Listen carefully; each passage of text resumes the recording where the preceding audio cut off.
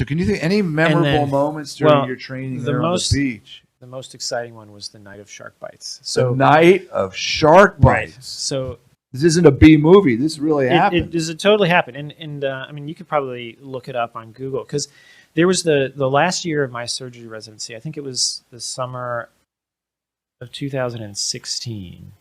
There was just a lot of shark bites in the news all up and down the East Coast. I mean, it wasn't just North Carolina, but we were sort of the first ones because there was this one night where I was on call, and I remember who my attending was too. And you're the chief resident. I was the chief resident, so you're responsible. And we took home calls. So every time something happened, you had to drive into the hospital and then like deal with it and then go back. So this one night we had, in the span of just a few hours, we had multiple patients who came in with shark bites, and one was this little girl. I mean, she was less than 10, and I mean the story was that they were playing in the it was towards the late evening, and it was kind of getting close to sundown. They'd been playing in the sand and building sandcastles, and then they like walked into the beach to wash their like hands in the breakers, and then this shark got her, and it like took her hand off, was gone, and the skin was up to the elbow, and it was just this awful injury for a little girl. Oh. And I mean, from our end of things, as the receiving trauma team, we were kind of like, you know, we took it to the OR, washed it, cleaned it up, made sure there was nothing bleeding, and we actually sent her to UNC's Children's Hospital to see if they could do anything to help with salvaging, because so much of the arm was degloved.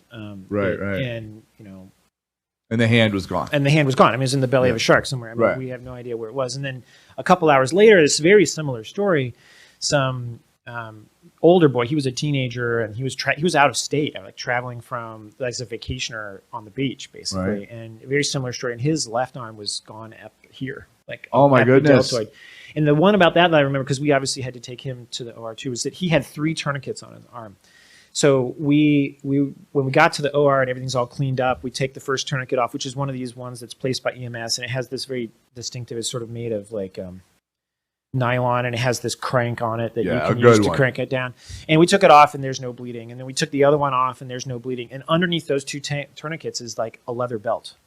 And we took this leather belt off, and blood hits the wall. I mean, it was like, bam! Like, holy cow. So whoever it was on the beach that took their belt off, saved his life. Literally saved this young man's life. Because, I mean, some bystander seriously did a good job with that tourniquet. And, I mean, it was incredible. Boy, you'll never see that again. So, shark bite. Yeah. Now, was there much hunting done in North Carolina, like Missouri? Yeah, right. So, the North Carolina, Wilmington is sort of it's the coast, right? And then there's a whole lot of sort of lowlands, sort of swampy stuff around there. So there's a lot of hunting communities around there. And so there's one that's sort of an interesting story about how powerful a compound bow really is. So the story is this young boy who's probably early teens gets a compound bow and is brand new. And so he's trying it out, and one of the things he does with this is he's in his bedroom, and he shoots this thing at the target on the wall. And it goes through the target and through the wall, through the bathroom, and out the other wall into the next room over, and it hits his brother in the back of the neck. Oh! So his brother comes in with this huge broadhead, like, you know, hunting arrowhead, like sticking out of the back of his neck. It's all in the meaty stuff back here. It hadn't gone through to the spine. It hadn't gone through the spine. Fortunately, it was not deep enough in to have hit any nerves or anything like that. It was a flesh wound, essentially. But we had to take it to the OR to get it out because, I mean, it's all that crazy. There are some arteries there. And then the most exciting one, actually, was this story of a young man who was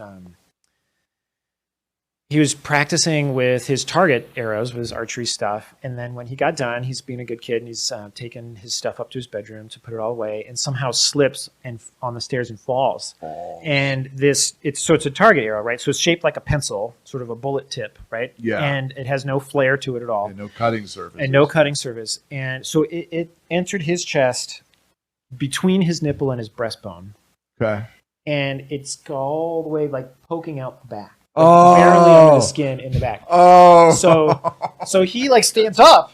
Like, so we figure this all out after the fact. Like, but because I mean, we don't really get this whole story in the trauma bay. Like you kind of piece it together later. But I mean, so he stands up and walks out into and calls ER because his parents aren't home, right? So he calls 911 and he's alone. He calls 911 and EMS comes out and he's standing in the yard waiting for them. Like standing in the yard waiting for them with this arrow, impaled by an arrow that's like literally through his left chest between his breast and his nipple bone. Or his nipple. That sounds like it's around his heart. Right. So the EMS guys wheel him in, and they've cut the fletchings off. So the fletching's been cut off, but they've got it just sitting here, and he's like on the gurney. You don't want to pull that out because you could have a hole in something. So they wheel him into the trauma bay, and he's just like talking to us, sitting up in the trauma bay, like, and we look him over, no other injuries. So we get a chest X-ray. We get a chest X-ray, and it's right through the cardiac silhouette. Through his heart. So we call the cardiothoracic surgeons in, and it's going to be a little while, right? Because they have to get these people. And I've actually, I gave a presentation on this one because it was so exciting. But so we got the cardiothoracic surgeons. Do not pull the arrow out. You don't pull the arrow. If you learn anything from this podcast, no doubt. Pull it out. And it went right through. It made 3 holes in his heart. It went through because they had to put him on pump and like open his chest and then basically pump all the blood out of his chest, out of his heart, and stop his heart from beating, and use the artificial machine to perfuse his body while they repaired everything. And it went through the right ventricle and through the atrial ventricular septum, which the atrial ventricular septum has the tricuspid valve there. Sorry. Yeah. So it went right to the side of the tricuspid valve, just barely missed the valve, so it didn't cause any valve injury, and then went out through the back wall of the atrium and through the IVC, through the back wall of the IVC into the paraspinal bone. So he had a hole in his inferior vena cava. For folks, for people at home, IVC, that's a big ass vein. We call that Big Blue. It's an evil vein. Yeah, an evil vein.